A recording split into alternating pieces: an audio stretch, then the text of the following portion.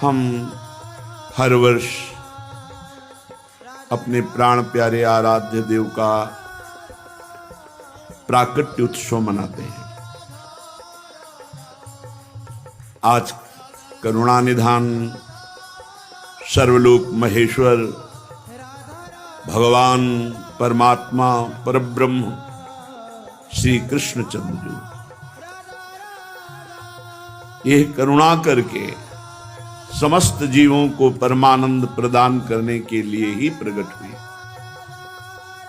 अब ये प्राकट्य उत्सव सार्थक तभी हो जो हमारे हृदय में प्रकट हो, मेरे मन में, मेरे प्राणों में, एक एक श्वास में, एक एक नस नाड़ी कृष्ण कृष्ण कृष्ण भगवत स्वरूप हो जाए, हमारे हृदय में प्रभु का अवतार हो, हमारे हृदय में भय प्रगट कृपाला दीन दयाला। देवकी वसुदेव जी ने महान तप किया कि संसार का स्वामी भगवान मेरा पुत्र बने। नंद यशोदा जी ये सब महान तप संपन्न, इनको सुख प्रदान करने के लिए भगवान प्रकट किया। ये दुराचारियों का विनाश तो बहुत साधारण सी बात है। श्री सुखदेव जी कहते हैं कि उस समय की बात है जब लाखों राक्षसों ने, असुरों ने, दैत्यों ने राजाओं का रूप धारण करके पृथ्वी में आतंक मचा रखा था। अहंकार से भरे हुए, बल से भरे हुए पृथ्वी को आक्रांत कर रखा था। आक्रांत पृथ्वी त्राण पाने के लिए रो रही थी। ये उस समय की बात है जब यदुवंशी राजा शूरसेन माथुर मंडल, शूरसेन मंडल का मथुरापुरी में रह करके शासन करते थे। ये मथुरा समस्त यदुवंशी नरपतियों की राजधानी थी। मथुरा में सदैव भगवान की उपस्थिति पाई गई है। मथुरा में सूर्य के पुत्र वसुदेव जी का विवाह देवकी जी के साथ हुआ। ये उस समय की बात है जब नवविवाहिता पत्नी देवकी को रथ पर विराजमान करके वसुदेव जी ले जा रहे थे। कंस बड़ा बलवान, स्वभाव में धूर्तता, वसुदेव जी से कहा मैं रथ हाँकूंगा, मेरी बहन है, और रथ के घोड़ों की लगाम पकड़ ली, स्वयं रथ हाँकने लगा। रथ चल पड़ा। जिस समय घोड़ों की लगाम पकड़कर कंस रथ हाँक रहा था, उसी समय स्पष्ट आकाशवाणी हुई, अरे मूर्ख, जिसको तू रथ में बैठाल कर लिए जा रहा है, उसकी 8वें गर्भ की संतान तुझे मार डालेगी। भोजवंश का कलंक। आकाशवाणी सुनते ही कूद पड़ा रथ से, तलवार खींच ली और बाल पकड़े देवकी के। वसुदेव देवकी के लिए आदेश किया तत्काल हथकड़ी बेड़ियों से जकड़ करके इनको कैद खाने में डाल दिया जाए और बहुत ही कठोर पहरा लगा दिया जाए। वर्ष वर्ष में जो संतान होती मारता गया, उसे हर बार शंका बनी रहती, पता नहीं वो भगवान किन बालक के रूप में प्रकट हो जाए। परीक्षित, पृथ्वी में बात प्रायः देखी जाती है कि अपने प्राणों का ही पोषण करने वाले जो लोभी लोग होते हैं, वो चाहे राजा हो चाहे कोई भी हो, वो अपने स्वार्थ की पूर्ति के लिए माता पिता भाई बंधु किसी की भी हत्या कर सकते हैं। माता की, पिता की, भाई की, बंधु की, मित्रों की, इष्ट की, किसी की भी। ऐसे स्वार्थी पुरुषों से कभी मित्रता नहीं रखनी चाहिए, निहानि ही होती है। जब कंस ने एक एक करके देवकी जी के 6 बालक मार डाले, तब देवकी के 7वें गर्भ में भगवान के अंश स्वरूप अनंत महिमा अनंत बलशाली भगवान शेष जी पधारे देवकी जी के गर्भ में। अनंत भगवान जब 7वें गर्भ के रूप में देवकी के उदर में पधारे, बड़ा आनंद।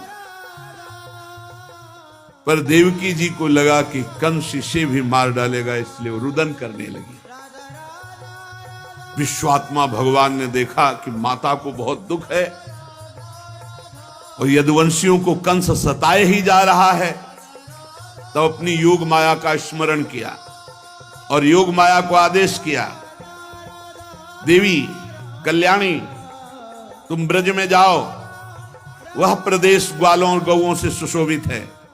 वहां नंद बाबा के गोकुल में वसुदेव जी की पत्नी रोहिणी गुप्त रूप से निवास कर रही।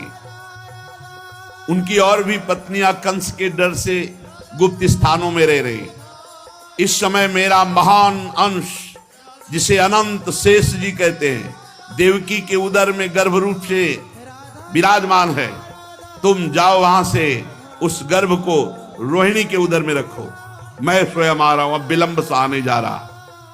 अब मैं समस्त ज्ञान बल आदि अंशों के साथ देवकी का पुत्र बनूंगा और नंद बाबा की पत्नी यशोदा के गर्भ से तुम प्रकट हो। योग माया को आदेश किया। जब योग माया ने देवकी का गर्भ ले जाकर रोहिणी के उदर में रख दिया, तब समस्त द्वारपाल और सब जगह खबर पहुंच गई, गर्भ नष्ट हो गया देवकी। किसी को आंतरिक पता तो है नहीं। नगरवासी बहुत कि बेचारी के 6 तो मार डाले गए और 7वां गर्भ नष्ट हो गया। हाय कितना कष्ट देवकी को है। देवकी जी भगवान का निवास स्थान बन गई। परीक्षित, अब समस्त शुभ गुणों से युक्त बहुत सुहावना समय आया। रोहिणी नक्षत्र था। आकाश के सभी नक्षत्र ग्रह और तारे सौम्य हो रहे थे। अब तो काले काले मेघ आकर मंडराने लगे और धीरे धीरे गर्जना करते हैं। भारी वर्षा प्रारंभ। जन्म मृत्यु के चक्र से छुड़ाने वाले जनार्दन भगवान का अवतार समय निशीत रात के 12 बजे। उसी समय सबके हृदय में विराजमान भगवान देवरूपिणी देवकी के सामने प्रकट हुए। श्री भगवान ने कहा, देवी स्वयंभू मनवंतर में जब तुम्हारा पहला जन्म हुआ था, उस समय तुम्हारा नाम था प्रश्नी और ये वसुदेव सुतपा नाम के प्रजापति थे। तुम दोनों के हृदय में बड़े ही शुद्ध भाव थे। जब ब्रह्मा जी ने तुम दोनों को संतान उत्पन्न करने की आज्ञा दी, तब तुम लोगों ने इंद्रियों का दमन करके उत्कृष्ट तपस्या की। तुम दोनों ने वर्षा, वायु, घाम, शीत, उष्ण आदि काल के विभिन्न गुणों को सहन किया और प्राणायाम के द्वारा अपने मन के मल को धो डाला। तुम दोनों ने सूखे पत्ते खाकर फिर हवा पीकर केवल तपस्या की। अभीष्ट वर प्राप्त करने की इच्छा से मेरी आराधना की। कितना कठिन तप। मुझ में चित्त लगाकर ऐसा परम दुष्कर घोर तप करते हुए देवताओं के 12,000 वर्ष व्यतीत हो गए। पुण्यमयी देवी, उस समय मैं तुम दोनों पर प्रसन्न हुआ, क्योंकि तुम दोनों तपस्या, श्रद्धा, प्रेममयी भक्ति से अपने हृदय में नित्य निरंतर मेरी भावना की थी। जैसा मैं आज तुम्हारे सामने प्रकट हुआ हूं, ऐसा उस समय भी प्रकट हुआ था और तुमसे कहा वरदान मांगो। तब तुम दोनों ने कहा, आप जैसा पुत्र मुझे चाहिए। हो, मेरे जैसा तो सिर्फ मैं ही हूं। तो मेरे जैसा पुत्र, तो मैंने ये वरदान दिया कि मैं ही स्वयं तुम्हारा पुत्र बनकर आऊं। ये छोटी मोटी तपस्या का फल नहीं है, आप देख लीजिए। अगर आप जीवन भर रामकृष्ण हरि भगवान नाम जपते हुए भगवत प्राप्त हो जाते तो कितना सरल है, कितना सरल है। इसीलिए धन्य है ये कलयुग, जो कम समय में भगवत प्राप्ति, केवल भगवान नाम जप और थोड़ा सा केवल पापाचरण से अपने को बचा लो तो भगवत प्राप्ति हो जाएगी। हे माताजी, मैंने देखा कि संसार में शील, स्वभाव, उदारता, अन्य गुणों में मेरे जैसा कोई नहीं, इसलिए मैं ही तुम्हारा पुत्र हुआ, मैं ही। प्रश्न गर्भ से, वामन रूप से, और इस समय तुम देवकी वसुदेव हुए वासुदेव की रूप से। एक बार मैं वचन बोलता हूं, उसे 3 बार पूरा करता हूं, ये भगवान का नियम। मेरी वाणी त्रिकाल सत्य है। एक बार तुमने मांगा पुत्र तो प्रश्नी गर्भ, वामन रूप, और इस समय वासुदेव रूप, कश्यप आदित्य के रूप में वामन रूप। और मैंने ये रूप इसलिए प्रकट किया कि जब मैं अवतार लेकर मनुष्य शरीर में लीला करूंगा तो मुझे पहचान पाना बहुत कठिन है। इसलिए तुम लोग ध्यान रखना मैं कौन हूं। ये खास बात, एक खास बात ध्यान देने योग्य बात है। भगवान कह रहे कि तुम दोनों मेरे प्रति पुत्र भाव और निरंतर ब्रह्म भाव रखना। युवाम माम पुत्र भावेन ब्रह्म भावेन चाचकृत चिंतयंतो कृत स्नेहो या से थे मदगतिम पराम, तब तुम मेरे परम पद को प्राप्त होगी। चिंतनीय कौन है गोपाल जी, कौन है लाल जी? कह रहे तुम मेरे प्रति पुत्र भाव और निरंतर ब्रह्म भाव, इस प्रकार के चिंतन द्वारा तुम मेरे पद को, मेरे प्रिया प्रीतम है कौन? देखो हित सजनी जी नहीं कह रहे, जैसे हित हरिवंश करत अपनो जस प्रगट अखिल ब्रह्मांडन, अखिल ब्रह्मांड के अधिपति हैं। पर ब्रह्म परमात्मा तत्व की उपासना हो रही। हमारा भाव है कि वो हमारे यार हैं, हमारे मित्र हैं, हमारे पति हैं, हमारे पुत्र हैं, हमारे स्वामी हैं, जो भाव रख सके, लेकिन है कौन? इसीलिए शांत भाव है। शांत भाव में पूर्ण तत्व ज्ञान हो जाता है। भगवान इतना कहकर चुप हो गए और अपनी योग माया से देखते देखते छोटे शिशु के रूप में नीलमणि वसुदेव जी ने देखा भगवान तो बाल रूप हो गया। अब तो और डर लगा, कहीं कंस को पता चल गया और तलवार लिए हुए आवे, कुछ अमंगल करे। बहुत घबरा गए और भगवान ने कहा कि मुझे गोकुल पहुंचाओ, नंद बाबा के यहां सुधा मैया के पार्श्व में सुला के आओ। मुझे तुम्हें डर लग रहा है, मैं मारूंगा इसे, पर अभी मुझे पहुंचाओ वहां। भगवान की आज्ञा का पालन करने के लिए जो ही चेष्टा की, ध्यान दीजिए, भगवान की आज्ञा का पालन करने के लिए जो ही चेष्टा की तो अपने आप हथकड़ी बेड़ियां कट गई। माया की हथकड़ी बेड़ियां कट जाएंगी जो ही भगवान की आज्ञा का पालन कर। और बड़े बड़े दरवाजे कोई एक दो नहीं थे, कई दरवाजे थे कंस के कारागार के। फटाफट सब ताले टूट गए, दरवाजे खुल गए। अद्भुत चमत्कार। और जितने पहरेदार घोर राक्षसी स्वभाव के, जिंदा खा जाए ऐसे पहरेदार थे, सब मूर्छित घोर निद्रा में। अब हथकड़ी बेड़ी कट गई। लाला को लेकर के चले। उस समय घोर बादल छाए हुए, अंधेरा, कुछ दिखाई नहीं दे रहा। कितना कष्ट में जीवन भक्त। अब सोचो, अभी अभी तो प्रकट हुए हैं और अभी अभी त्याग करने जा रहे हैं, अभी अभी त्याग करने।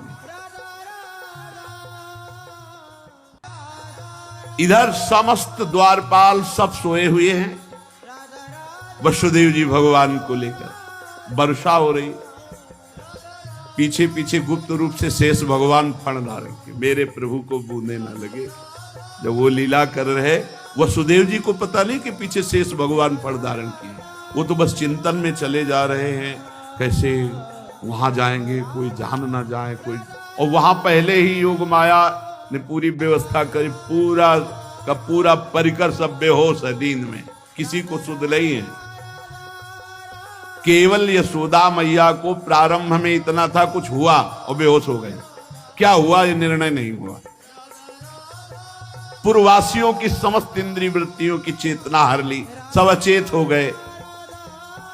इतनी मोटी जंजीरें लगी हुई थी, ताले लगे हुए थे, जेल के साथ टूट गए। भगवान श्री कृष्ण को गोद में लिए हुए जैसे जैसे आगे बढ़ते सब दरवाजे अपने आप खुलते चले थे और पहरेदार सब सो रहे।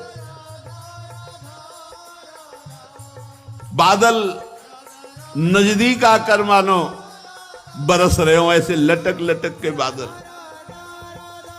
शेष भगवान अपने फणों से जल को रोकते हुए 1000 फण पीछे पीछे चल रहे। यमुना जी ने देखा कि प्रभु पधार रहे, तो पहला चरणामृत तो हमारे अधिकार बनता है। अरे जिनके चरणों का ध्यान बड़े बड़े महापुरुष शिव आदि करते हैं, आज वही प्रभु मेरे पास आ रहे हैं। आनंद में भर गई यमुना जी और उफान।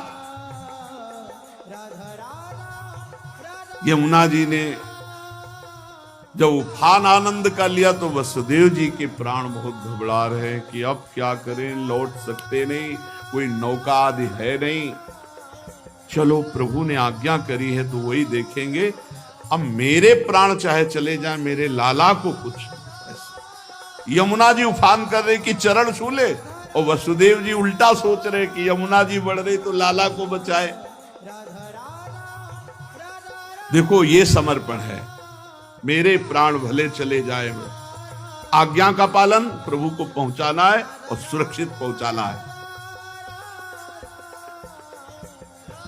यमुना जी ऐसे थपेड़ जोर जोर से बढ़ रही। भगवान ने कहा बाबा तो और ऊपर उठाते चले जा रहे, तो यमुना जी और बढ़ती चली जाएंगी। एक श्री चरण बड़ा, ये वसुदेव जी को पता नहीं, जो ही यमुना जी को श्री चरण प्रभु के स्पर्श हुए तो तुरंत नाभिभर हो गई और ऐसे एकदम शांत।